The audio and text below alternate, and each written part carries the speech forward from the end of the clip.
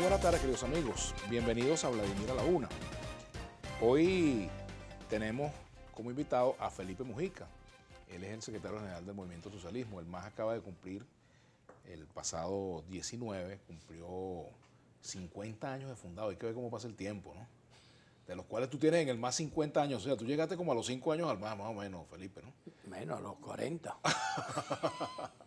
Bueno, Felipe, fíjate, pero antes de hablar del MAS y de lo que ha sido la trayectoria de esta organización, todos los vaivenes, las subidas, las bajaditas, todo lo que ha vivido el MAS en su historia, me gustaría entrar un poco con el tema internacional a propósito de la toma de posesión de Joe Biden, las primeras medidas que ha anunciado, por ejemplo, en materia internacional, el tratamiento que se le va a dar ahora a Israel, por ejemplo, ¿no? las relaciones con Israel, también sus políticas migratorias y, bueno, lo que significa el fin de la era Trump y el comienzo de este nuevo momento político en los Estados Unidos, ¿no?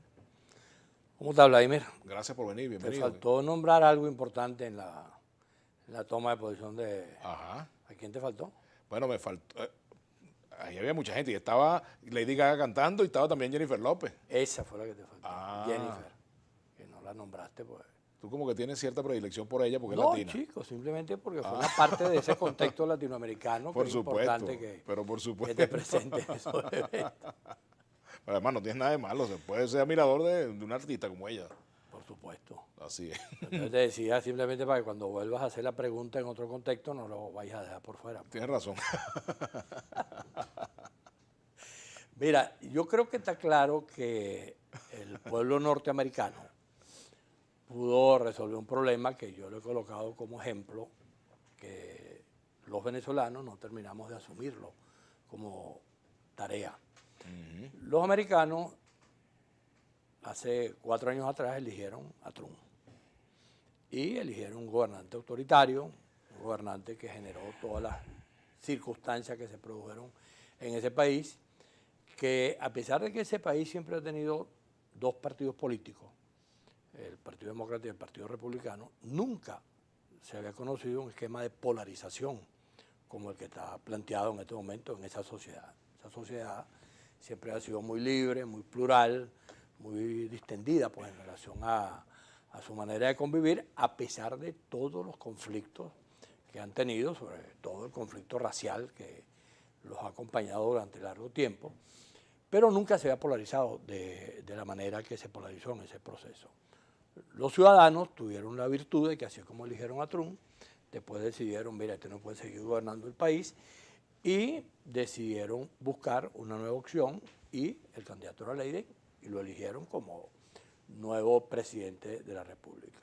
Es evidente que los anuncios que allí se vienen haciendo están orientados todos aparentemente en el camino correcto de la distensión, de buscar mecanismos de convivencia, de tratar de recuperar los equilibrios democráticos. Ayer yo estuve escuchando distintos comentarios sobre todo lo que significó la toma de posesión y los discursos que se anunciaron, e incluso la participación de un conjunto de personalidades en el propio evento, que si bien no tuvo las características de siempre, sin embargo transmitió claramente que hay una disposición. Está el tema de Venezuela, de manera especial. Hay muchos que señalan, de los que han visto cómo han sido los discursos, que la prioridad en la política exterior de los Estados Unidos no es Venezuela ni es América Latina, sino que su prioridad son los conflictos que tú has señalado en relación al problema de las relaciones con Rusia, con China, lo que tiene que ver con toda la parte del mundo árabe, etcétera. Y, por supuesto, ahí estará concentrado el esfuerzo, pero también está lo que vaya a ocurrir con Venezuela. Yo creo que lo de Venezuela va a depender mucho de 2 cosas. Uno, por supuesto, de la conducta que tome el gobierno. Si, por ejemplo, ellos tomaran como referencia lo que hizo Obama con Cuba, cuando produjo la apertura y se restablecieron las relaciones entre Cuba y los Estados Unidos, y de nuevo los cubanos tuvieron la oportunidad de recibir a centenares de miles de norteamericanos y tenerlos allá en la isla en distintos momentos, y se producen los intercambios naturales desde el punto de vista cultural, es evidente que eso va a contribuir a que el desarrollo de lo que siga ocurriendo en la isla vaya tomando en un destino que a lo mejor es el que todos suponemos que debería tener. Y en el caso venezolano, si también se abren las negociaciones que tienen que ser abiertas, y entonces eso depende no solamente de lo que hagan los Estados Unidos, sino que también depende de cuál sea la conducta del gobierno norteamericano. Si el gobierno norteamericano está dispuesto a entrar en mecanismos de diálogo que ponderen lo que en esa materia es más importante para el país y para las relaciones entre los Estados Unidos y Norteamérica, eso tiene que tener, y Venezuela, perdón, eso tiene que tener una respuesta de parte del gobierno. Habría que ver si en los mecanismos que el gobierno viene implementando a partir de la elección de la nueva asamblea, los anuncios que se han hecho con el equipo de diálogo, la responsabilidad de Timoteo al frente de la Comisión de Relaciones Internacionales de la Asamblea y otros factores, se puede efectivamente producir una apertura que permita que podamos entender que las cosas pudieran hacerse de una manera distinta. Ya hay anuncios, creo que fue una interpelación que le hicieron al vicepresidente o al jefe, a uno de los miembros del gobierno del AIDE, que es Marcos Rubio, le hizo una interpelación y le preguntó sobre el caso venezolano, y ellos ratificaron que Maduro era una dictadura, que en Venezuela había un gobierno autoritario que tenía que ser reorientado las relaciones con ese país, etc. Se ratificaron lo que ellos vienen diciendo, porque como se ha dicho en otros momentos, en los Estados Unidos las políticas externas son usualmente compartidas por los dos partidos que han estado en el gobierno. Por eso también es importante ver si efectivamente habrá un giro dramático en esa política de Estados Unidos y Venezuela, que no está en los primeros puntos de la agenda, como lo han dicho muchos analistas, o si ese giro va a ser de estilo, más que de fondo, ¿no? Yo creo que eso va a depender mucho de cómo se conduzca en una medida muy importante el gobierno venezolano. Señales claras de que aquí las cosas hay que hacerlas de una forma distinta. Y si el gobierno venezolano sigue comprando el discurso radical, confrontado, que le sirve para hablarle a los de ellos, porque es evidente que la valoración que se tiene de lo que está pasando en Venezuela no solamente depende de lo que piensa el imperio o de lo que piensa el gobernante tal o el gobernante cual, sino que evidentemente en Venezuela estamos viviendo la peor crisis política, económica que se ha vivido durante quién sabe cuántos años. Uno se pone a revisar la historia de Venezuela, la guerra de la independencia, la guerra de la federación, y es difícil poder conseguir que haya un nivel de pobreza, de miseria, de conflictos sociales, de dificultades de todo tipo, como las que tenemos hoy en Venezuela, que no solamente padecemos lo que todo el planeta está padeciendo en relación al tema de la pandemia, sino que tenemos los mecanismos que nos agravan. Es un país donde los venezolanos no tienen salario, porque evidentemente un salario que el salario promedio es de $1, bueno, eso no es un salario en ninguna parte. En estos días vi un cuadro donde Venezuela quedaba de última, pero de última antes de Venezuela, el país que la antecedía, el salario promedio eran $20, $30. Aquí se habla de menos de $1 diario. Entonces, eso agravado por el tema de la gasolina, por el tema del AMPA, el tema de la inseguridad, el tema social, etcétera. Entonces, es evidente que este problema de este país, para resolverlo, hay que resolverlo entre todos. Y, por supuesto, el primer paso que hay que dar en esa materia tiene que ser el propio gobierno, que hasta ahora no termina de darlo. Bien, vamos a hacer una pausa y al regreso continuamos conversando con Felipe Mujica. Ya venimos, Mujica a la 1. Vamos con Felipe Mujica, quien es el secretario general del Movimiento al Socialismo. Y Felipe, vamos a hablar un poco de los 50 años del MAS. Te estaba preguntando aquí para nuestra audiencia en Instagram también. ¿Cuál es tu recuerdo, digamos, más importante de la fundación del MAS? De hace 50 años, tenías tú, imagínate tú, no sé cuánto, pero tenías mucho menos que ahora, ¿no? 50 menos. 50 menos, nada más y nada menos. Ya estábamos en una etapa de la que debíamos descumplir años. Así es. Es una cosa... 50 menos a menos que te estés quitando, no creo. No, bueno, 50 menos por lo del MAS, pues. Por supuesto, 50 años. Fíjate, tú eras militante de la JC en ese momento, ¿no? Veníamos de la Juventud Comunista.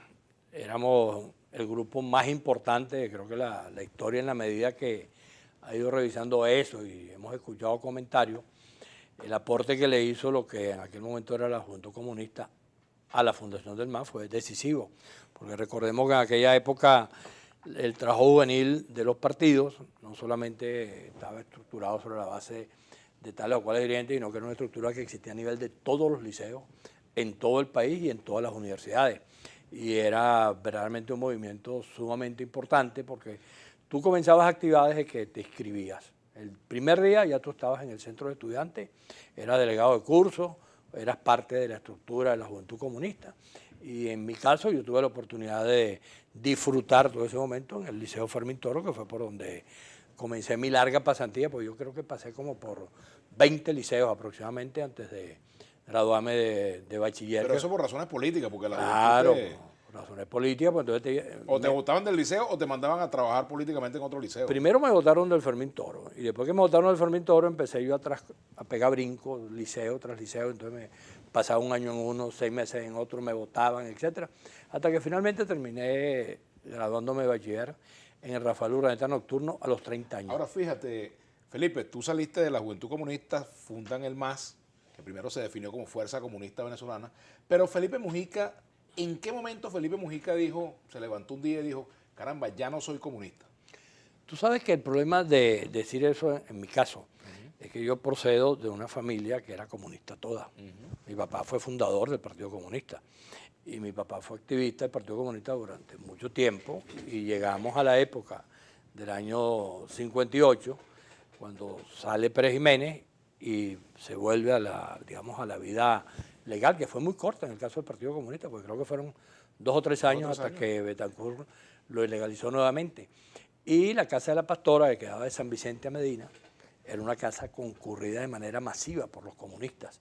Ahí se conseguía Pedro Ortega Díaz, Eduardo Gallegos Mancera, mi papá jugando dominó los fines de semana, Luis Miquelena, etc.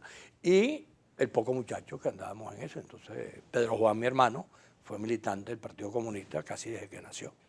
Y yo de inmediato en el Fermín Toro me incorporé. Entonces, cuando yo comencé a ver cuál era el problema y el conflicto, fue precisamente con el nacimiento del MAS, cuando vino todo aquel esquema de reflexión que tuvo que ver con el libro de Teodoro, Checoslovaquia, el socialismo como problema, la invasión soviética a Checoslovaquia, todo lo que pasó en ese momento, que empezó a marcar distancia. Ya habíamos tenido previamente el conflicto con Fidel Castro y con Cuba, recuerda aquella discusión terrible entre Pompeyo y Fidel sobre el problema de cómo hacer las cosas en un país y en el otro, y veníamos además también de la separación de la ruta de la lucha armada, que fue otro momento conflicto también. hasta con el Che Guevara, entiendo. Sí, cómo no, porque dentro de las cosas que se plantearon era la posibilidad de que el Che Guevara continuara el proceso guerrillero en Venezuela y se produjo aquella división entre lo que era el douglismo y los comunistas. La posibilidad de que el Che Guevara continuara el proceso guerrillero en Venezuela y se produjo aquella división entre lo que era el douglismo y los comunistas y el douglismo,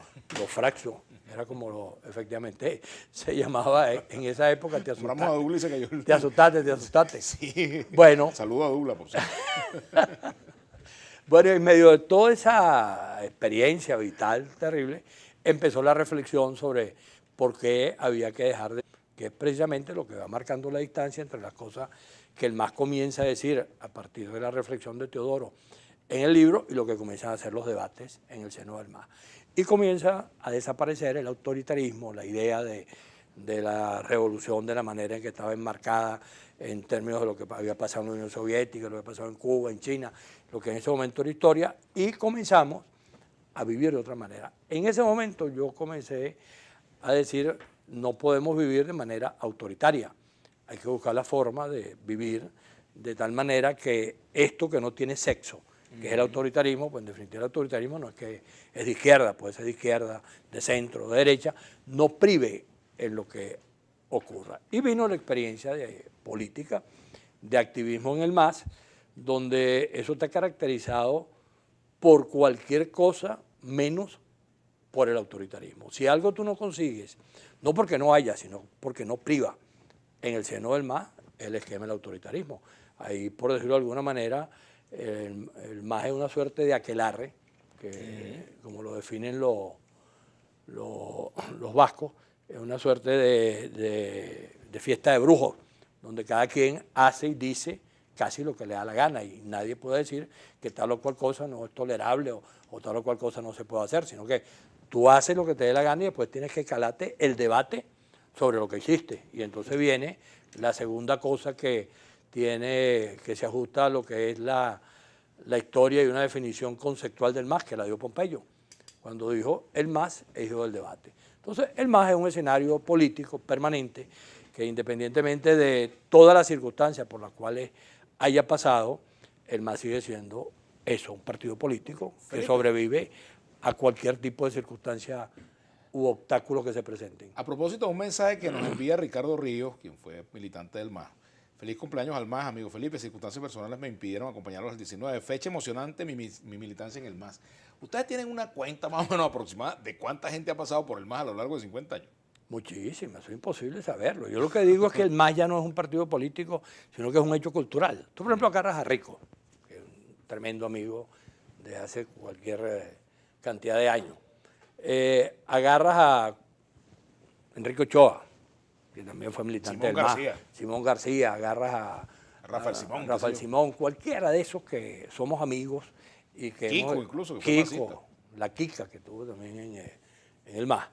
Y tú, cuando te consigues con ese grupo de personas, te consigues con un hecho compartido, que es que más o menos frente a las circunstancias que nos rodean, vamos teniendo conductas parecidas. Y entonces ahí es donde yo digo que tú conoces a un masista cuando haya pasado en algún momento. Puede ser, a lo mejor pasó hace 30 años, o 40 años, o 10 años, o 5 años, pero tú lo conoces porque tiene la característica de ser alguien que tiene que ser objeto de un hecho en el cual tú tienes que convencer. Y eso implica tener que debatir. Y cuando comienza el debate, tú le puedes preguntar a cualquiera de esos que te nombré o a cualquiera de esos que haya pasado por el MAS. Tú dices, tú fuiste masista, ¿verdad? Y tú dices, sí, yo estuve en el MAS en tal momento. Porque el MAS, en mi opinión, es ya un hecho cultural. Es una manera de comportarse, es una manera de asumir la disidencia, es una manera de asumir los desacuerdos, es una manera de convivir con los demás. Asumirlo y procesarlo, ¿no? Sí, y procesarlo, pero te digo, porque ve, por ejemplo, en estos días hablando con alguien, me dice, tú sabes que el único partido, y me lo decía alguien que no era del MAS, que ha tenido procesos internos en los últimos años es el MAS, porque nosotros cada 3 años estamos obligados a hacer procesos internos que implica elección de autoridades. Cuando tú ves el resto de las organizaciones políticas venezolanas, incluido el Partido Oficialista, me dicen que el último evento del Partido Oficialista, me dicen que fue hace como 10 años atrás. Y el resto no se recuerda cuándo alguno de esos partidos ha hecho eventos internos para resolver no solamente los problemas de la política, sino también los problemas de liderazgo, los problemas de renovación. Y eso en el MAS es un hecho totalmente normal y natural. Felipe, ¿por qué no le fue tan bien al MAS, o no le fue bien al MAS en estas últimas elecciones parlamentarias? A pesar de todo eso que tú dices, que ha sido un partido democrático de mucha gente, ¿por qué el MAS salió como salió en estas elecciones? Yo creo que el MAS salió como salió porque todos salimos muy mal. Era imposible en ese enredo que se armó que ningún partido saliese bien. Y tampoco salió el partido de gobierno bien. Si tú revisas, por ejemplo, el caso del MAS. El MAS ha tenido, como todas las cosas de la vida, momentos malos, momentos regulares y momentos buenos. El MAS, por ejemplo, en alguna oportunidad puso 2 presidentes de la República con sus votos. Puso a Caldera. Y puso a Chávez. Vamos a parar allí y retomamos esa conversación al regreso, que tenemos que hacer la pausa. Ya seguimos conversando con Felipe Mujica. Mujica a la 1. Ya venimos. Bueno, seguimos conversando con Felipe Mujica, secretario general del Movimiento al Socialismo. Aquí nos dice José Daniel Chacón Anselmi, qué difícil es que entrevisten personajes de otras líneas políticas que presenten otras soluciones a nuestro problema. Si siguen yendo los mismos personajes no escucharemos nada diferente, que la culpa es de los gringos. Recuerden, somos 25 millones. Bueno, no creo que sea el caso de Felipe, ¿no? No creo. No creo que sea contigo. Pero no creo que sea conmigo. Así es, pero yo te preguntaba entonces, tú decías que al MAS le ha ido la oferta, bien, ¿cuál es la oferta política? Y además, bueno, eso te lo decía en el Instagram, pero también decías tú antes de irnos a la pausa que al MAS ha tenido momentos malos, regulares y buenos, ¿no? Sí, estamos hablando del punto de vista electoral. Sí, ¿no? Llevó a Chávez, llevó primero a Caldera y después a Chávez, contribuyó pues y te señalaba que desde el punto de vista electoral, el MAS, bueno, ha tenido como todas las organizaciones políticas momentos malos, regulares y buenos. Este último momento de los 80.000 votos que se obtuvieron en esta elección parlamentaria es evidente que es un mal resultado. No es el peor. Nosotros tuvimos uno peor, que fue cuando rompimos con la MUC y le dimos al país, evitemos la polarización, porque si se polariza la asamblea no va a servir para nada, como en efecto ocurrió. En ese momento nadie nos vio. Yo siempre hago la pregunta, ¿qué hubiera pasado si el país hubiera electo 15, 20 parlamentarios que no fuesen de la MUC o no hubiesen sido del gobierno. El destino de esa asamblea hubiese sido otro. Pero bueno, ese es el país que tenemos y así actuaron. Y en ese mismo esquema entonces viene el planteamiento de hoy. Yo creo, a pesar de que dicen que el gobierno fue el que ganó, si tú revisas los números del gobierno son preocupantes en relación al número de votos que obtuvo. Ganó por un conjunto de circunstancias que ya sabemos, donde lo fundamental es la manera en que la oposición asumió esa tarea. Si nosotros no hubiésemos tenido la división primero entre participacionistas y abstencionistas, primera cosa, si no hubiese ocurrido la situación de que los que decidimos participar nos dividimos, y si no hubiese ocurrido el tercer hecho, que es que los ciudadanos creen que no tienen nada que ver con el problema, sino que el problema es de los políticos, si las tres cosas se cambian, si los abstencionistas dejan de ser abstencionistas, si los que participamos dejamos de ir divididos, y si la gente entiende que no depende solamente de los partidos, por eso puse el ejemplo que coloqué con los Estados Unidos, sino que también hay una responsabilidad de los ciudadanos, entonces evidentemente el cuadro del país cambia. Entonces la oferta principal nuestra es cómo lograr el reencuentro entre los ciudadanos y la política. Y eso pasa por una rectificación. Rectificación que tiene que partir, en primer lugar, por reconocer los errores, porque si yo he cometido errores y no los reconozco, difícilmente alguien me va a creer que lo que yo estoy proponiendo es verdad. Nosotros decimos, hay que asumir los errores que ha cometido la oposición a lo largo de este periodo y decírselo abiertamente al país. Nos hemos equivocado aquí, y estamos dispuestos a rectificar. Segundo, decimos que el encuentro del campo opositor tiene que ser sin vetos. Hay que acabar la idea de que tú sí, yo no, aquel que está allá sí, pero este que está aquí tampoco. Digamos, desde Bernabé Gutiérrez hasta María Corina Machado, por ejemplo. Bueno, todo el que quiera entrar en este momento en un esquema de ponderar que hay una salida política que puede ser compartida, que puede ser unitaria, que puede permitir que el país se sienta convocado, bueno, tiene que entrar. Yo no veo por qué alguien puede decir, no, porque es que fulano fue abstencionista y ahora que quiere participar no puede estar porque era abstencionista. No, está rectificando. Y si los que participamos decimos claramente no podemos ir divididos, también estamos rectificando. Y si los ciudadanos comprenden que no solamente basta con decir es que los políticos son insoportables, sino que yo también tengo que acudir, yo también tengo que participar, esas tres cosas permitirían que el país fuese otro. Ahí está, ahorita acabo de ver el resultado de unos cuadros que Jesús Seguía presentó. Te iba a decir eso, 80% de la población rechaza a los partidos. No solamente los partidos están en el 2%, pero el 82% rechaza a Guaidó y rechaza a Maduro. Exactamente. Es decir, que hay una ruptura total entre lo que el país está pensando o lo que el país cree que hay que hacer y la política. Y ese es el problema principal desde el punto de vista de la política. Hay otros problemas que tienen que ver con eso y que por supuesto derivan de allí la ruptura. Por ejemplo, ¿qué proposición se hace para resolver el problema más serio que tenemos? Ahora, ¿es un problema de liderazgos o de política, Felipe? ¿O ambos? Yo creo que es un problema de política, porque el tema de los liderazgos siempre estará dependiendo, y lo sabemos en la política, que cada circunstancia va generando liderazgo. Aquí, por ejemplo, hace 2 años apareció la opción que planteó Guaidó, que parecía que era un fenómeno impresionante. Yo recuerdo que nosotros le dijimos exactamente el día antes, el 23 de enero, había el evento aniversario del MAS y le dijimos, ojalá cuando esto se evalúe la próxima vez no estemos 10 pasos atrás, sino 3 pasos adelante. Lamentablemente, creo que estamos un poco más de 10 pasos atrás. Tenemos que tener como 50, 60 pasos atrás en relación a cómo se estaba hace 2 años. Entonces, el problema de los liderazgos lo sabemos todos. La política va generando líderes y va generando personas que van asumiendo. ¿Quién podía pensar, por ejemplo, que Larrazábal iba a liderar después de la caída de Pérez Jiménez ese proceso que terminó en las elecciones de ese año? Nadie. Tú hubieras hablado con cualquier venezolano en ese momento y hubieras dicho, ¿quién va a ser el presidente de la Junta de Gobierno? ¿Quién iba a proponer a Larrazábal? Nadie. Y las circunstancias generaron que fuera Larrazábal. ¿Quién podía pensar, por ejemplo, que Patricio Aylwin iba a ser el candidato presidencial de la Concertación chilena? ¿En qué parte? Cuando Lago era el que tenía mayor apoyo. Adolfo Suárez en España. ¿Quién podía pensar que precisamente la mano derecha de Franco iba a liderar el proceso democrático que dio la apertura a España? Entonces, el problema del liderazgo, simplemente eso va a irse resolviendo en la medida en que la política vaya teniendo resultados. Y para que la política tenga resultados, los que hemos tenido que ver con las decisiones, tenemos que asumir que no podemos seguir comportándonos como que si no tuviésemos nada que ver con lo que ha pasado y con los errores que se han cometido.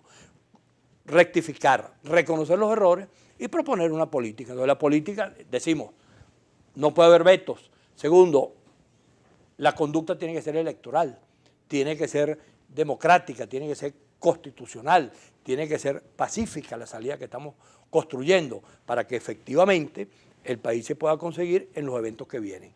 Ahí tenemos un evento dentro de 6 meses. Aparentemente hay que elegir gobernadores y seguramente consejos legislativos. Hay quienes están proponiendo hacer una mega elección allá en diciembre, pero la que tenemos inevitablemente, aparentemente, es esa. ¿Qué pasa si la oposición va, como hemos dicho en otros momentos, con un solo candidato en cada región? ¿Qué pasa si vamos con una tarjeta única? ¿Qué pasa si le decimos al país, todos estamos de acuerdo que estos liderazgos naturales que están en las regiones pueden ser los candidatos y el resultado de eso permite una victoria electoral que recupere la confianza, la credibilidad en las cosas que desde el campo democrático se proponen? Ahora, eso se puede hacer. Es un problema de voluntad, es un problema de comprensión, es un problema de poder entender lo que está pasando y sobre todo, insisto, de poder reconocer los errores que se han cometido hasta ahora. Tenemos que hacer una pausa. Por aquí me dice Ismael González, joven que me escribe, dice, ¿cómo te gusta un comunista? No escondes ese corazón comunistoide.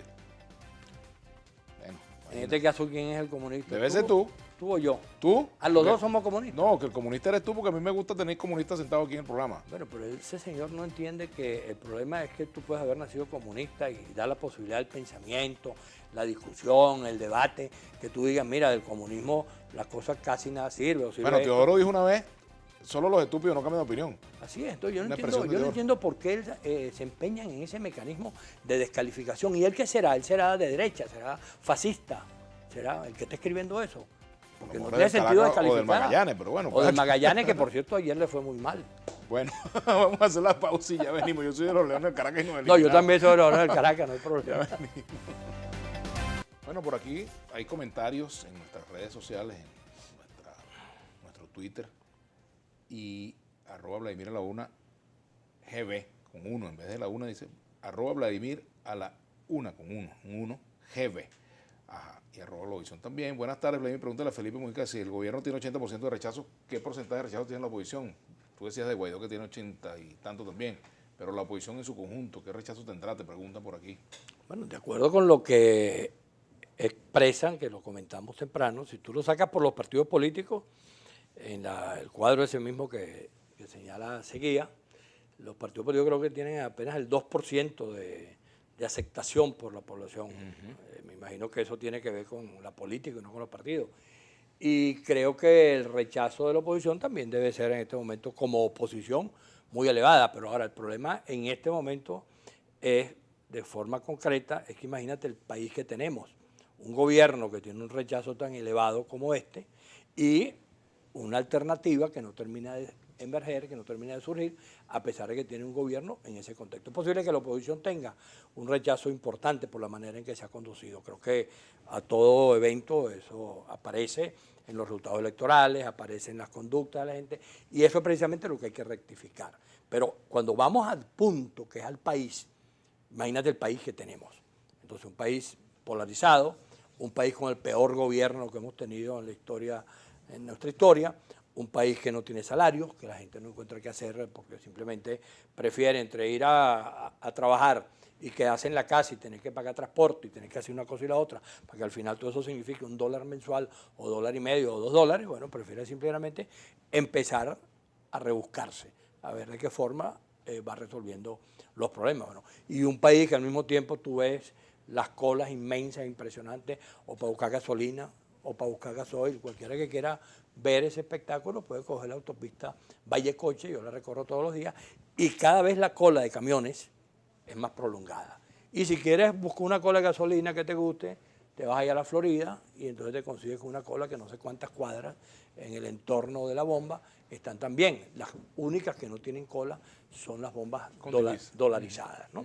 Y entonces, bueno, eso significa que ese mismo país tiene al mismo tiempo el problema del agua, el problema de la luz, el problema del transporte, etcétera, etcétera. Ahora, ¿cómo resolver eso? Es precisamente la tarea que tenemos que plantearnos todos los venezolanos. Yo lo digo incluso empezando por el gobierno. El gobierno sabe que lo que está haciendo de esa manera que lo viene haciendo no es viable. Ojalá las rectificaciones que anuncian se hagan. Ojalá, por ejemplo, el comité de diálogo que anuncia Jorge Rodríguez se concrete. Y se concrete en verdad como fue en el año 2002, después del Carbonazo. Con la iniciativa Centro Carter. La Centro Carter, y que tuvo Rangel, y tuvo César Gaviria, y ahí estuvo casi toda la sociedad venezolana buscando soluciones y fórmulas a los problemas que en ese momento tenía el país. Ojalá eso sea lo que conforme, y no una mesa de diálogo como la que acaba de terminar, en la cual estuvo el MAS, pero que evidentemente el gobierno hizo con eso lo que le dio la gana. ¿Y esa mesita se murió sola o la mataron? No, yo creo que se murió sola con un punto que el gobierno nunca quiso resolver, que fue el de la sobrerepresentación parlamentaria. La última discusión que hizo en la mesa, que fue una discusión dura, estaba Jorge, estaban los partidos, y estaba planteado qué hacer con el tema de la proporcionalidad, y Jorge se empeñó en que había que mantenerlo de la manera en que estaba, porque ya eso estaba resuelto cuando efectivamente lo único que estaba resuelto era dar un número mayor de parlamentarios. Y entonces se queda en el debate en que fecha posterior resuelva. Eso supuestamente lo resolvió el CNE así. Después hubo una reunión entre Segundo Meléndez, María Berrial, la presidenta del CNE, y Leonardo Morales, vicepresidente del CNE. El MAF llevó el planteamiento y dijeron que... Por cierto, Leonardo también fue masista. Sí, también fue masista Leonardo. Llevó el planteamiento de una comisión técnica, y esa comisión técnica nunca se... Y llegamos, por supuesto, ya al momento de las elecciones. El gobierno sabía que le iba a sacar ventaja a una cosa que sabe todo el mundo que es malo, porque ocurrió en el 2015 y ocurrió ahora en esta elección del 2020, que simplemente hay una sobrerepresentación que puede ser puede ser del gobierno o de la oposición, pero simplemente hace que esa institución quede en una condición precaria desde el punto de vista de su composición, porque nadie puede entender que tú sacas el 68% de los votos y te coges el 92% de los parlamentarios, o que el otro saca el 32% y le toca el 8%. Eso nosotros lo volvimos a insistir, y por eso hasta ahí llegó la mesa. Después, cuando fuimos al TCJ, el TCJ que ha resuelto cosas en 3 horas. Por ejemplo, el TCJ cuando fueron hace un tiempito a plantear lo que ha dicho Guaidó con el tema del estatuto de transición y los cambios, se lo llevaron en la mañana y en la tarde ya el TCJ había resuelto. Pero nosotros tenemos ya, creo que 2 meses que se presentó ese recurso y no nos han dicho nada. ¿Fue admitido o no fue admitido? Nada. Debieron habernos dicho: señores, no se lo admitimos, porque es un recurso de amparo. Se supone que es un recurso de amparo en 48 horas. Tiene que decirte, ¿te admito o no te admito? Nada. Y han pasado todos estos días y no hubo ninguna decisión. El Partido Comunista y otra gente llevó por su lado un recurso parecido, pero en términos administrativos, ante el CNE, planteando exactamente los mismos problemas. Y el CNE tampoco respondió. Ahora, puede ser que estemos equivocados. Puede ser que el recurso del MAS sea una locura, para decir cualquier cosa. Pero digan que es una locura. ¿Por qué se quedan sin hablar? ¿Por qué no toman ni siquiera la mínima consideración, que es decir, señores, no les admitimos el recurso? No, no lo hacen. Entonces simplemente dejan eso así. Y cuando tú averiguas por qué lo dejan así, es porque ya como proclamaron candidatos, proclamaron diputados, ya los juramentaron, entonces eso le genera problemas internos al partido oficialista, porque tienen que quitar a unas personas que fueron designadas como diputados, decirle, mira, no eres diputado. Y serían unas cuantas, no serían 2 o 3. Ahora, claro, la cuenta que se saca son como 60 parlamentarios que le debería corresponder al campo opositor. Y además al gobierno. Okay, ¿por qué los demás factores opositores no los han acompañado ustedes en este planteamiento? Bueno, no sé, eso creo que hay que preguntárselo a ellos. Porque no creo que... ¿Pero tienen alguna hipótesis? No, yo prefiero que se los preguntes a ellos, los vas viendo uno a uno y le preguntas por qué, porque el debate tiene que ver también con eso. Hubo sectores que pensaban que eso había que dejarlo así, porque tenían una sobreestimación de la votación que iban a obtener y no se detuvieron en que efectivamente lo que podía pasar fue lo que pasó. Eso ya hoy La mayoría admiten que se equivocaron, pero bueno, yo no me voy a meter en ese detalle del asunto por razones que creo que son por la salud de ellos y la salud mía. Felipe, los pasos que el MAS va a dar, si tiene pensado dar algún paso concreto para tratar de lograr esa unidad de cara a las elecciones de gobernadores, y hay, por ejemplo, factores que están planteando que se dé una sola elección de gobernadores y alcaldes y concejales y diputados regionales, legisladores regionales. ¿Cuáles serían los pasos que el MAS va a dar para lograr este objetivo y si ya hay algunas iniciativas andando? Vamos a hacer la pausa y al regreso hablamos de eso. Perfecto. Ya venimos con Felipe Mujica. Mujica a la una.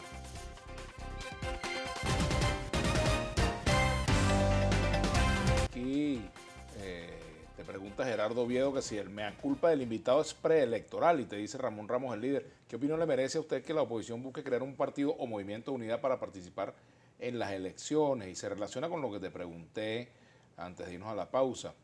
Y precisamente, ¿qué planteamientos tiene usted previsto realizar dentro de los diversos factores de la oposición para lograr la unidad de la misma?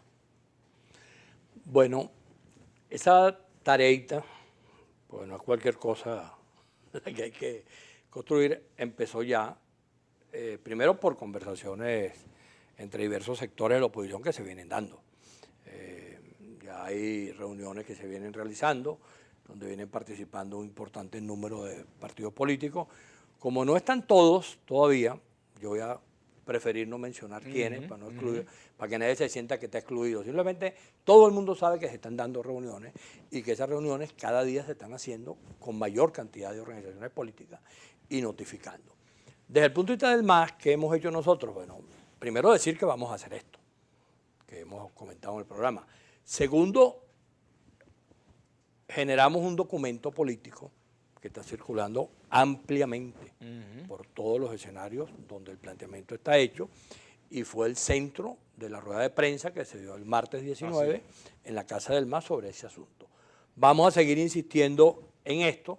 Bueno, tú eres parte, no sé si hay problema en que lo diga, de una iniciativa en la cual queremos que tú nos ayudes, que es poder preparar una entrevista a 20 líderes políticos de la sociedad civil, etcétera, de manera puntual, a partir incluso del documento del MAS, que permita que en esas preguntas se pueda puntualizar cuáles son las opiniones que se tienen sobre lo que nosotros consideramos el punto medular, que es, bueno, la autocrítica, la unidad, cero exclusión y la posibilidad de llegar y aterrizar en salidas como la que estamos planteando en términos de opciones regionales, si las elecciones son de gobernadores, que incluso nosotros compartimos que la decisión no sea una decisión que se tome desde Caracas, sino que cada región, los partidos, la sociedad civil, en cada estado, asuma la tarea de buscar una personalidad partidista o no partidista, hombre, mujer, lo que se considere que sea necesario, y que pueda ser expresión de un encuentro de toda la sociedad con ese candidato para postulárselo a cada estado. Ahora, fíjate, está el tema de las condiciones. Por ejemplo, algunos factores han dicho que participarían en las elecciones de gobernadores si hay condiciones. Más o menos el mismo argumento que dio pie a la abstención en el mes de diciembre. Tú sabes que el tema de las condiciones, que yo recuerde, yo lo estoy escuchando desde el año de las firmas planas. ¿Te acuerdas de las firmas planas? Estamos hablando del año 2002. Después del 2002 que vino la recolección de las firmas se recogieron y después el gobierno, el CNE de la época lo pidió que había que validarlas y vino aquel debate terrible en el seno opositor sobre si se validaban o no se validaban. Bueno, en aquella oportunidad nosotros recorrimos todo el país y en todas las asambleas que se hacían aparecía alguien diciendo ¿cómo vamos a ir con ese CNE? ¿Cómo vamos a ir en esas condiciones? ¿Cómo vamos a dar esos espacios si el país se va a acabar? No tenemos tiempo para nada de eso. Bueno, se hizo lo de las firmas planas, se ratificaron las firmas planas y después se pierde el revocatorio por otras razones. Pero eso de las condiciones, hay cualquier cantidad de ejemplos donde si tú logras garantizar un hecho que es indiscutible, que es la participación, no hay maniobra que valga para eso. Aquí tenemos ejemplos en Venezuela. Está el ejemplo de lo que ocurrió en el 2007, cuando Chávez venía de ganar la elección a Manuel Rosales, vino el referéndum por la enmienda autoritaria que tenía Chávez. Bueno, y alguien que venía de ganar por una suma muy amplia, bueno, perdió, que fue Chávez, el referéndum del 2007. Está el ejemplo del 2015 también. Bueno, la gente decidió votar y el gobierno no pensaba que le iban a ocurrir dos cosas, que iba a haber una participación masiva y que iba a haber un voto castigo del propio gobierno que hizo que por lo menos el 20 o el 30% de lo que ellos movilizaron votara contra ellos y no votara por ellos. Bueno, y se produjo ese hecho. Y tú revisas la historia de la humanidad y te consigues con cualquier proceso electoral donde siempre se ha dicho que eso no es posible. Yo recuerdo, por ejemplo, ayer lo estaba hablando con Eduardo Fernández. Eduardo publicó un extracto de un discurso de Caldera en el año 1952. Estamos hablando de unos cuantos años atrás, era como 60 años, 70 años atrás. Pero tú revisas ese extracto de ese discurso y es impresionante, parece que lo hubiese dicho Caldera. 70 años. Hace 70 años. Y parece que Caldera lo hubiera dicho ayer. Porque las cosas que dice son exactamente las mismas. Que si el tema de si participaba, si no participaba, que si tú eras colaboracionista, que si era... Y Caldera se refiere a todo ese tema, diciendo, pero ¿y por qué nosotros vamos a colocarnos frente a este hecho de esa manera? Es decir, hay un problema cultural, hay un problema de una conducta política, hay quienes, bueno, hemos conversado ampliamente en el programa sobre esa materia, y siempre está claro que al final tú puedes resolver el problema. Esa afirmación de las condiciones tiene una afirmación exageradísima, que dice, dictadura no sale con voto. ¿Tú te imaginas cuántos procesos políticos en el mundo se han dado que han permitido que exactamente regímenes autoritarios o gobiernos de esa naturaleza hayan salido por la vía de la implementación del voto? Y la gente todavía llega y afirma irresponsablemente, dictadura no sale con voto. Pero bueno, hermano, vamos a revisar la historia para ver qué es lo que ocurre. Entonces resulta que al final el problema de las condiciones, el problema del CNE, todo eso tiene que ver con si tú logras, desde el otro lado, también armar las condiciones de fuerza necesarias. ¿Cuáles son las condiciones de fuerza? La unidad, tener testigos. O sea, ¿tú crees que, por ejemplo, al corto plazo estamos hablando de las elecciones parlamentarias, vamos a suponer que las elecciones, regionales, sean en agosto, septiembre o diciembre, supongamos, por poner 3 momentos. En ese corto plazo que hay de aquí a allá, porque estamos hablando de un corto plazo, es posible que los factores que reclaman cambio, que quieren cambio en Venezuela, puedan voltear la tortilla en cuanto a las condiciones en las cuales están hoy, de fuerza, de unidad, de dispersión, de... Hay una primera cosa que está allí ya, que vamos a ver de qué manera se desarrolla, que es que ya la Asamblea creó el comité que va a abrir el proceso de postulaciones para el nuevo CNE. Eso significa que ahí viene una negociación política que va a implicar que vamos a tener otro organismo electoral. O quizás se renueva el mandato para este, ¿no? El problema de renovar el mandato para este es que tienen que igualito entrar en el proceso como candidato. Porque acuérdate que ellos abrir son un proceso de postulaciones nuevas. Ad hoc. Solamente para ese proceso. Para ese proceso del 6 de diciembre. Mira lo que dice Lester Rodríguez, el profesor Lester Rodríguez, allá del Estado de Mérida. Debemos entender que la vía es cívica, pacífica y democrática, que la unidad debe ser sin chantaje y sin exclusiones y que todos somos necesarios. En Mérida estamos en ese trabajo. Sí, Lester ha tenido un conjunto de opiniones realmente importante y Mérida es uno de los estados donde eso lo vienen trabajando, igual que en Sucre, igual que en Anzoátegui, hay varios sitios donde se está haciendo. ¿Y dónde queda en la agenda de la oposición, de todas las oposiciones, en sus distintas presentaciones, tonos y colores, la agenda de la gente, el tema salarial, salud, empleo, seguridad social? Yo creo que para que la oposición y la gente se encuentren, para que la política y la gente se encuentren, lo primero que hay que resolver es que tú le puedas presentar a la gente, como tú la estás llamando, y a los ciudadanos, a los venezolanos, una oferta creíble. Creíble desde el punto de vista político. Si tú le presentas a los ciudadanos una agenda donde todo el número de problemas sociales, económicos, etcétera, los tiene, y resulta que tú eres un partido que tiene el 0.2%, tu agenda puede ser muy bella, pero esa agenda no te conduce a ninguna comunicación con el país. ¿Qué es lo que te puede conducir a la comunicación con el país que está reclamando de manera correcta ese tipo de problemas? Bueno, que tú le demuestres que tú estás dispuesto a armar un hecho político, yo lo llamo un hecho de fuerza en términos de acumular la mayor cantidad de factores posible, y que ese conjunto de factores de la política van a poner en el centro de su preocupación a Venezuela, a los ciudadanos, y no los intereses particulares. El problema no es que yo me voy a poner de acuerdo para que fulano sea gobernador, no, yo me voy a poner de acuerdo para poder decirle al país, mira, entre todos podemos atender el tema electoral y podemos entonces pasar a hablar también de toda esta serie de problemas que estamos viviendo los venezolanos. Pero para eso es imprescindible que los que estamos en el ejercicio de la política le transmitamos al país esa disposición, y que aquellos que están permanentemente diciendo que no quieren saber nada de la política digan, no, un momentico, vamos a dejar de decir eso, vamos a prestarle atención a la política y a ver cómo nosotros también incidimos en lo que signifique las decisiones políticas. Eduardo Calderón dice precisamente el tema salarial debe ser emergencia en este momento. Mejorando el salario se puede motivar al pueblo a movilizarse. Dólar paraco nos mata. Con hambre no hay movilización. Propuesta salarial de @Tony Bosa. Es interesante salvo ciertas excepciones, ¿no? Objeciones, perdón. Una propuesta que hace el economista Tony Bosa. Sería bueno conocerla, ¿no? Ajá. Dice Ulises Jiménez, si el comunismo y el socialismo le han hecho tanto daño al MAS, ¿por qué el MAS no cambia su nombre? Ya que la gente le causa horror todo lo que es relacionado con socialismo, por lo que está causando, deberían renovarse y empezar por un nombre más cónsono con la realidad. Yo creo que el comunismo y el socialismo, en términos de concepto, pues aplicado a Venezuela, a quien nos ha hecho mucho daño es a los venezolanos y al país, ¿no? Por la manera en que algunos sectores han interpretado lo que es el socialismo. El MAS siempre ha hablado de socialismo democrático.